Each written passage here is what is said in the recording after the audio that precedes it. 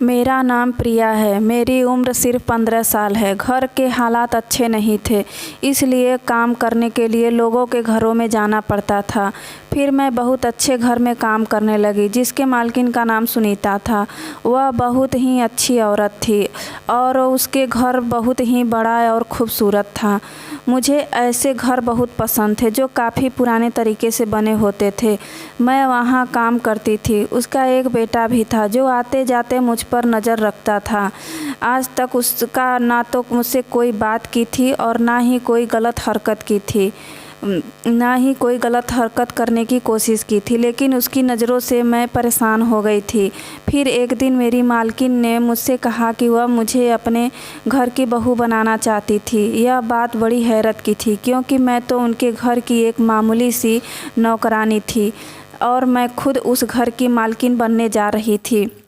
मैं फ़ौरन ही हाँ कर दिया।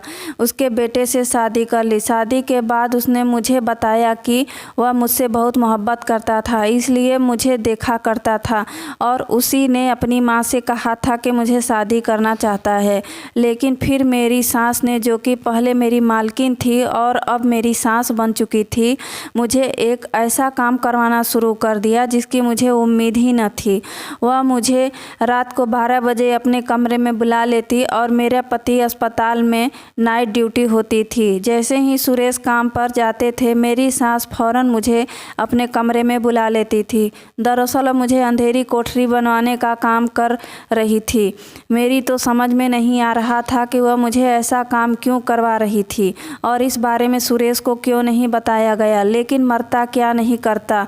उसका काम करते करते मैं इतनी थक जाती थी कि मुझे जल्दी ही थकान होने लगती थी और पूरी तरह से थक जाती थी। और मेरी सास मेरे लिए शरबत बनाकर लाती थी। मुझे कहती थी कि इसे पी लो, तुम्हारी थकान ख़त्म हो जाएगी। मैं वह शरबत पी लेती थी तो फ़ौरन मुझे नींद आने लगती थी और मैं सो जाती थी। जब मेरी आँख खुलती तो मेरे पास मेरी सास आई और मुझे पैसे देकर कहती कि यह रख लो, यह तुम्हारी मेहनत की कमाई है, लेकिन यह बात किसी को नहीं बताना, यहाँ तक कि अपने पति सुरेश को भी नहीं। धीरे धीरे मुझे शक होने लगा कि शरबत पीने के बाद मुझे नींद क्यों आने लगती है। मुझे पता नहीं चल पाता था कि कब कहाँ कैसे सो गई।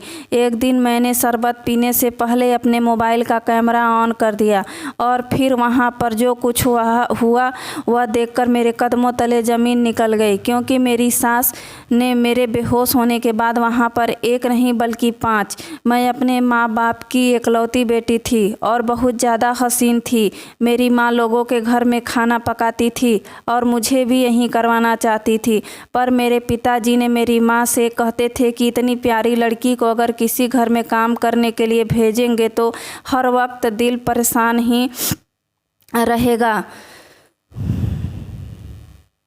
तो लेकिन माँ का कहना था कि मैं भी तो बहुत खूबसूरत थी, मैं भी तो किसी घर की एक बेटी थी। तुमने तो गरीबी में आकर मुझे यह काम करवाया और अपनी बेटी की बारी आई तो तुम्हारा दिल तड़प रहा है। मेरे पिताजी जब इस दुनिया से चले गए तो माँ ने मुझे भी यही कहा कि अब तुम लोगों के घर में काम करना शुरू कर दो। मुझे एक बहुत अच्छी औरत के घर में नौकरी मिल गई। मैं दिन रात वहीं पर रहती थी और औरत मेरा बहुत ख्याल रखती थी। होली दीपावली पर मुझे तोहफे भी दिया करती थी, मेरे कपड़े भी बनवा देती थी, साथ ही वह मुझे खाना भी दिया करती थी। जब भी उसके घर कोई आता तो मुझे देखकर पूछ लेता कि क्या यह तुम्हारी कोई रिश्तेदार है, क्योंकि मैं शक्ल और सूरत की बहुत अच्छी थी, इसलिए कोई अंदाज़ा ही नहीं लगा पाता था कि मैं इनके घर में नौकरानी हूँ, कि मैं उसे घर में एक मामूली सी नौकरानी हूँ। उसका एक बेटा था सुरेश, जो शक्ल सूरत का तो अच्छा ही था और बहुत हैंडसम भी था और कमाता भी ठीक ठाक था, लेकिन वह मुझे अक्सर देखता था। हालांकि उसने कभी मेरे साथ कोई गलत हरकत नहीं की और ना ही कोई गलत कभी इशारे किए, लेकिन इनके निगाहें मुझ पर हमेशा बनी रहती थी। मैंने उसके कमरे में भी जाना छोड़ दिया। मैं खाना बना देती और मालकिन से कह देती कि आप खुद ही खाना इनको दे दो। मैंने दूर दूर रहने लगी, क्योंकि यह सब बिल्कुल भी अच्छा नहीं लगता था। लेकिन एक दिन मालकिन की तबीयत बहुत ज़्यादा ख़राब हो गई और उन्होंने कहा कि मैं तुम्हें अपने घर की दुल्हन बनाना चाहती हूँ। यह बात सुनकर मैं हैरान हो गई। फिर सोचा कि शायद बीमारी में आकर उन्होंने इस तरीके की बात कह दी होगी, क्योंकि वह काफ़ी समय से बीमार रहती थी। उनका घर बहुत बड़ा और पुराना था। इस तरह के घर तो आजकल दिखने भी नहीं हैं और मुझे ऐसे घर बहुत पसंद है। हालांकि यह घर अब भी बहुत अच्छा लगता था। अगली सुबह जब उनका तबीयत बेहतर हुई तो उसने हमसे कहा कि कल हमने तुमसे एक बात कही थी। मैंने कहा मालकिन, मैं बुरा नहीं माना, क्योंकि आपकी तबीयत ख़राब थी और आप इसलिए शायद बीमारी की वजह से यह बात मुझसे कर दी हो। इस पर उसने मुझे कहने लगी कि मैं बीमारी में आकर के बात नहीं की थी। मैं हकीकत में तुम्हें अपने बेटे की शादी कराना चाहती हूँ। तुम खुद ही सोचो, अब इस उम्र में अपने बेटे सुरेश के लिए कोई लड़की कैसे ढूंढूंगी और दौड़ भाग कैसे करूँगी। उनके बाद पता नहीं उनका नेचर कैसा होगा, काम धाम कैसा करे, मेरे घर का मेरे बाद वह ख्याल कैसे रख सके या ना रख सके। तो मैं यह सारे गुण है जो एक अच्छी लड़की में होने चाहिए। अब ना तो इस भ्रम में मेरे अंदर अब ना ही इतनी हिम्मत है और ना ही इतनी ताकत कि मैं तुम्हारे जैसे और सुंदर लड़की ढूंढ सकूं। मैं चाहती हूँ कि तुम खूबसूरत तो हो ही और बहुत अच्छी तरह से मेरे घर और मेरे बेटे का और मेरा भी ख्याल रखती हो। तो मैं चाहती हूँ कि अब इस नौकरी को अब रिश्तेदारी में बदल दें। तुम्हारे हाथ का खाना सुरेश को बहुत पसंद आता है। हालांकि मुझे यह भी पता है कि सुरेश को कोई और लड़की पसंद नहीं है। अगर उसे कोई लड़की पसंद होती तो बेशक वो मुझे ज़रूर शादी के लिए बता देता।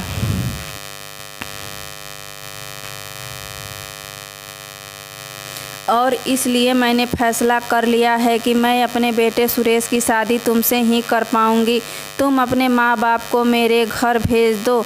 जब मैं यह बात घर आकर अपनी माँ को बताई तो मेरी माँ ने मुझे बहुत बातें सुनाई। उन्होंने कहा कि तूने ही कोई चक्कर चलाया होगा, उसके बेटे को अपने हुस्न के जाल में फंसा लिया होगा। जबकि मेरे दिमाग में कुछ ऐसा और ही चल रहा था, क्योंकि मैं अपने ख़ानदान की सबसे खूबसूरत लड़की थी। इसलिए ख़ानदान के जितने भी लड़के थे सबके रिश्ते मेरे लिए आ चुके थे। लेकिन हुस्न होता ही है जो नज़ाकत आ ही जाती है। इसलिए मेरे अंदर भी थोड़ी सी नज़ाकत थी और मैंने सारे रिश्ते को ठुकरा दिया था। इसलिए अब मैं यह सोच रखी थी कि जब सारे ठुकराए हुए रिश्तेदारों को यह पता चलेगा कि मैं एक बड़ी हवेली की बहू बन गई हूँ तो उनके दिल पर सांप लौटने लगेंगे। और बस अपनी ईगो में आकर मैंने कोई बात नहीं की और अपनी माँ से कहा कि मेरी शादी यहाँ पर करा दो। मेरी शादी भी हो गई। मेरे पति की नाइट ड्यूटी लग गई, क्योंकि वह एक बड़े अस्पताल में डॉक्टर थे और अब उनकी नाइट ड्यूटी भी शुरू हो गई थी। मैं तो अपने मालकिन की हमेशा बहुत ज़्यादा इज्जत करती थी। अब उन्होंने मुझे इस घर के बहू का दर्जा दे ही दिया था तो यह मेरे लिए किसी एहसान से कम नहीं था। उनके पैरों की मिट्टी उठाकर अपने माथे पर लगा लेती। मैं उनकी हर बात मानती थी, दिन रात उनका बहुत ख्याल रखती थी। अपने पति से ज़्यादा मैं उनके खाने पीने का ख्याल रखती थी। अपने पति को खाना देने से पहले मैं उनसे पूछ लिया करती थी कि आपने खाना खाया कि नहीं।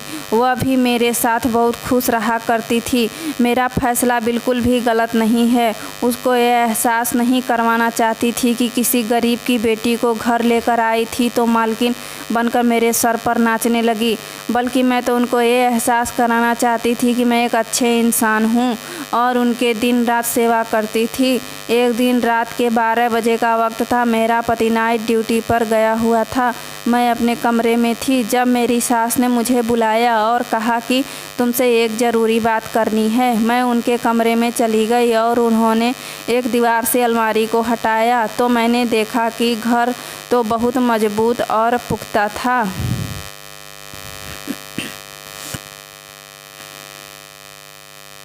लेकिन यह दीवार कुछ कच्ची थी और इसके नीचे कुछ खुदाई हुई थी। मेरी सास ने कहा कि तुम्हें यहाँ पर दीवार को खोदकर अंडरग्राउंड एक कोठरी बनानी होगी। दरअसल मैं इस काम के लिए किसी पर भी भरोसा नहीं कर सकती और खुद मुझे यह काम हो नहीं सकता, इसलिए यह काम तुम्हें खुद ही करना होगा।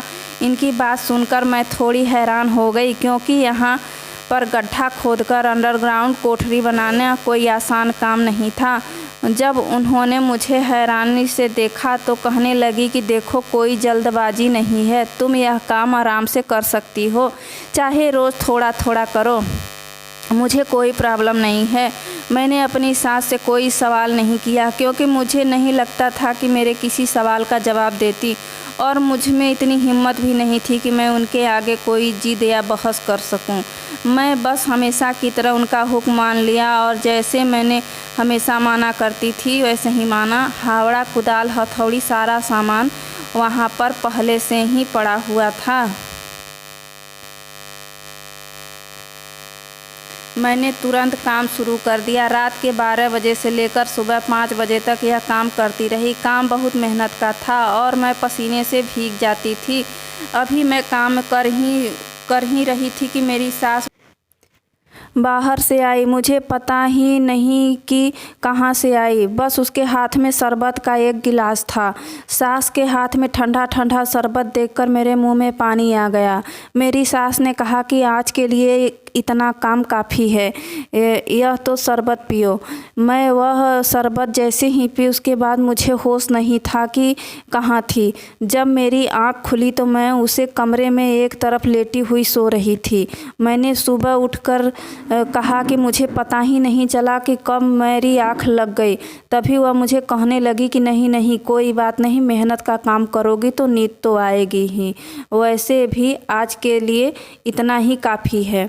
उनकी बात सुनकर मैं बाहर जाने लगी। तभी उन्होंने मुझे बुलाया और पूछा कि कहाँ जा रही हो।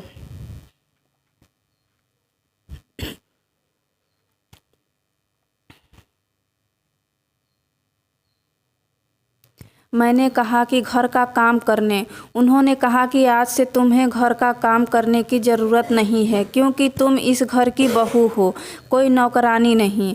घर के काम करने के लिए मैंने एक लड़की रखी है जो आज 10 बजे आ जाएगी। तुम अपने कमरे में जाकर आराम से सो जाओ। मेरी सास ने मेरे हाथ पर कुछ पैसे रखे। मैंने कहा कि जब मैं नौकरानी नहीं हूँ तो आप मुझे पैसे किस बात के लिए दे रही हैं। तो इस बात पर कहने लगी कि बेटा, यह पैसे मैंने अपनी उस बेटी को दे रही हूँ जो मेरी मदद कर रही है, मुश्किल घड़ी में मेरा साथ दे रही है। लेकिन मेरी बच्ची यह बात किसी से बताना नहीं, यहाँ तक कि अपने पति सुरेश को भी नहीं बताना। सास मेरा इतना ख्याल कर रही थी कि मुझे सारे घर का काम करवाती, लेकिन मेरे लिए आराम से रहने के लिए एक नौकर भी लगा रखा था,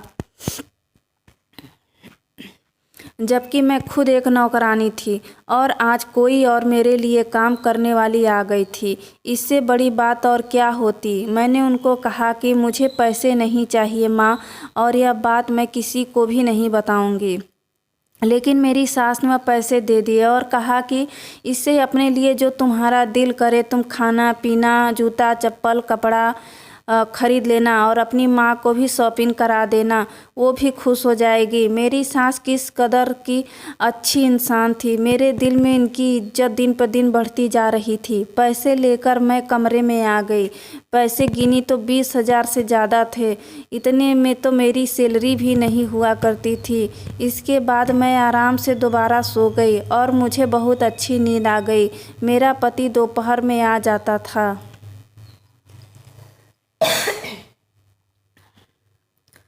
और मैंने उनको यह बात नहीं बताई, लेकिन उसने नोट कर लिया कि मैं काफ़ी थकी हुई लग रही हूँ। मैंने कहा कि बस ऐसे ही, मैं तो आराम करके थक गई हूँ, क्योंकि माँ ने मेरे लिए घर में नौकरानी रखी है। टाइम इस घर में कैसे गुजरेगा। मेरे पति ने कहा कि इस घर में जल्दी ही छोटे मेहमान आ जाएंगे तो फिर तुम्हारा वक्त अच्छे से गुजर जाएगा।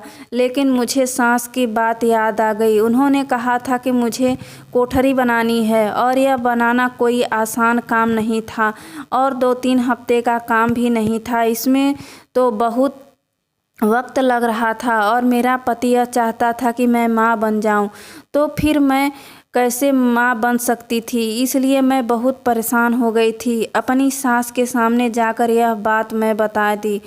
तब उसने मुझसे कहा कि तुम बिल्कुल भी ऐसा मत होने देना। तुम्हें एक अच्छे डॉक्टर का नंबर देती हूँ, डॉक्टर तुम्हें अच्छा मशवरा दे देंगी। उन्हें डॉक्टर से बात की और फिर उनकी बात मान ली। मेरी सास यही चाहती थी कि मैं अभी बच्चा पैदा ना करूं, जब तक कि कोठरी का काम ख़त्म नहीं हो जाता। मेरे लिए भी फ़िलहाल यह काम बहुत ज़रूरी था, क्योंकि यह मुझे मेरी सास ने दिया था। फिर अगले दिन मैं अपने माँ के घर गई। उन्हें पैसों से उनके लिए बहुत सारे गिफ्ट लेकर गई। वह कहने लगी कि अब तुम सच में बहुत बड़ी ख़ानदान की बहू लग रही हो। मैंने उन्हें यह नहीं बताया कि यह पैसे मेरी मेहनत के हैं। फ़िलहाल मेरी माँ बहुत खुश हो गई। मैं बहुत ज़्यादा थक गई थी, जिसमें बहुत दर्द हो रहा था, लेकिन फिर भी मैं यह काम कर रही थी। रोज़ मैं यह काम करती। मेरी सास जब मुझे बुलाती तो मैं सच में बहुत गहरी नींद में सो जाती थी। मेरी आंखें खुली तो मेरी सास बहुत ज़्यादा खुश होती थी। वह मुझे पैसे देती थी कि इसके पास रोज़ अपने लिए भी पैसे होते थे, और वह पैसे किसी अलमारी या अपने पर्स से निकाल करके मुझे नहीं देती थी, बल्कि उसके हाथ में पैसे होते थे। उसमें से थोड़े पैसे वह मुझे दे देती और बाकी अपने पर्स में डाल कर रख लेती। दिन इसी तरह गुजर रहे थे। शुरुआत में मुझे यह सब काम करने में बहुत मुश्किल होती थी, लेकिन अब धीरे धीरे मेरी भी थोड़ी आदत पड़ गई थी। एक दिन मैं अपने पति के साथ में बैठी हुई थी। अचानक मुझे मेरे पति के चिल्लाने की आवाज़ आने लगी।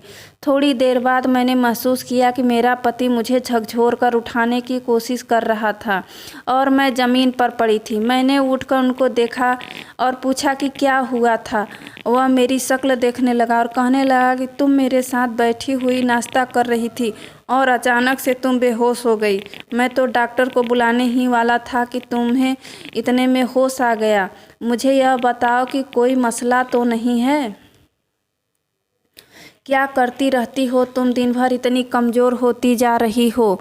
मैंने कहा कोई बात नहीं। मेरी सास ने कहा था कि इस बारे में अपने पति को भी कुछ भी ना बताना, इसलिए मैंने अपने पति को भी नहीं बताया। लेकिन अब इस काम से मैं तंग आ गई थी। ठीक है कि मैं शादी से पहले उनके घर में नौकरानी थी, उन्होंने मुझे सर का ताज बनाया, लेकिन अब तो मैं इस घर की बहू हो गई हूँ। अब तो काम किसी और से भी करवा सकती थी।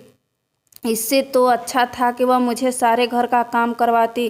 काम करने की आदत थी, पर इस तरह तो वाकई में मेरी सेहत बहुत ख़राब होती जा रही थी।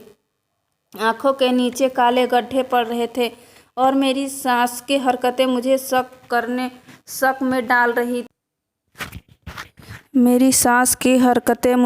में डाल रही थी कि मेरी सास मेरे लिए शरबत क्यों लेकर आई थी और मुझे शरबत पीकर ऐसी नींद क्यों आ जाती है जैसे मैं बेहोश हो गई हूँ। मुझे कुछ याद क्यों नहीं रहता था। मुझे अपने कमरे में भी जाना याद नहीं होता था। मैं उनके कमरे में ही सोफे पर गिर के सो जाती थी। मेरी सास ने मेरे लिए बहुत कुछ किया था, लेकिन मुझे फिर भी यह जानना था कि वह मुझे अपने ही घर में कोठरी क्यों बनवा रही है। मैं अकेले लड़की पूरी कोठरी कैसे बना सकती थी जिसमें कोई बैठ सकता था। यह घर काफ़ी पुराना था। इस तरह से यहाँ पर खुदाई करके कोठरी बनाना कोई अच्छी बात नहीं थी। इस घर की दीवारें पुरानी हो गई थी और कभी भी गिर सकती थी। मेरी सास को यह सब करने की क्या ज़रूरत थी? मेरी सास ने तो मुझे बच्चा पैदा करने से भी मना कर दिया था और मेरा पति बच्चे के ख्वाब देख रहा था। वह मुझसे कहता कि बच्चा पैदा करना है ताकि इस घर में एक छोटा सा नन्हा सा मेहमान आ जाए, हमारी ज़िंदगी शुरू हो जाए। अब तक मेरा कोठरी बनने वाला काम ख़त्म नहीं हो जाता, बच्चा मैं कैसे पैदा कर सकती थी? और पता नहीं यह कब ख़त्म होना था। मैंने सुना था कि पुराने ज़माने में जब लोग इस तरह का काम करते थे तो उन्हें कई साल लग जाते थे। अगर वाकई ऐसी बात थी तो क्या रोज़ मुझे इतनी ही मशक्क़त करनी थी? मैं इतनी बुरी तरह से पसीने पसीने हो जाती थी कि मेरी हालत बहुत बुरी तरह हो जाती थी। जब मैं गिरने लगती थी तब मुझे मेरी सांस कहती थी कि अब तुम आराम से बैठ जाओ और शरबत पी लो। हमेशा मुझे ही पिलाती थी, कभी खुद नहीं पीती थी। हालांकि उसका कोई बीमारी नहीं थी, वह शरबत नहीं पी सके, मगर मैं फिर भी उसकी सारी बातों को नज़रअंदाज करती रहती थी और सोचा करती थी कि चलो कम से कम काम ख़त्म तो कर देती हूँ। मेरी सास ने मेरी सारी ज़िंदगी संवार दी है। अगर बदले में मैं उसके लिए एक बड़ा सा काम कर दूँ तो कभी ज़िंदगी में मैं उनको यह कहने के काबिल भी तो हो जाऊँगी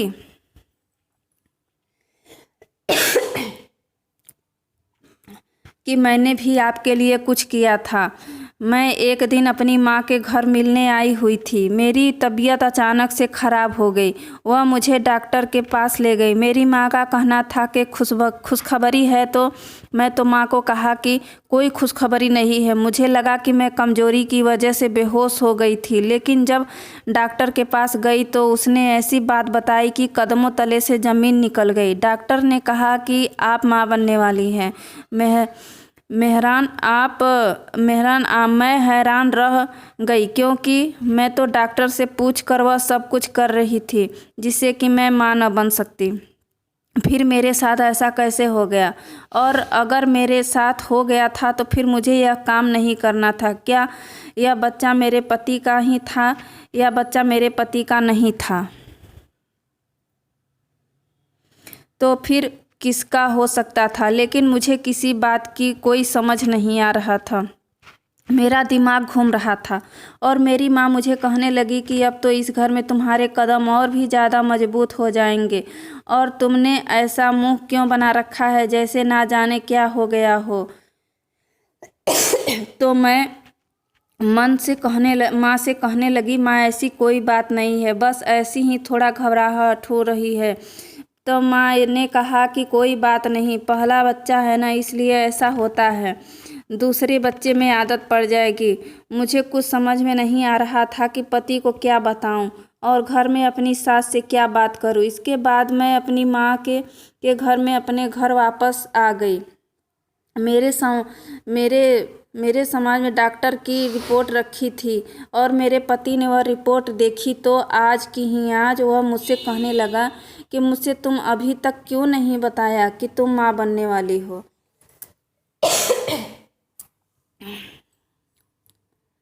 तो मैंने उनसे कहा कि आज की ही तो है, कौन सा महीना भर पुराना है।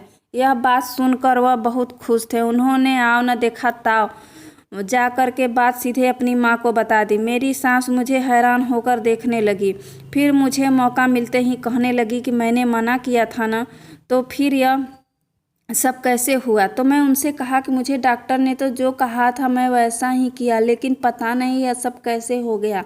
पर वह बहुत ज़्यादा परेशान हो गई और मुझे लगा कि आज की रात को काम करने के लिए मुझे नहीं बुलाएगी, क्योंकि उसको पता है कि मैं माँ बनने वाली हूँ और यह दिन बच्चों के लिए कितने ज़रूरी होते हैं। लेकिन मैं हैरान सी रह गई जब सास ने मुझे बुला लिया और उसने कहा कि क्या मुझे यह काम नहीं करना चाहिए? मैं इतनी मेहनत का काम करूंगी तो मेरे बच्चे को कुछ हो जाएगा। तो सास ने कहा कि कुछ भी नहीं होगा, तुम आराम से काम करो।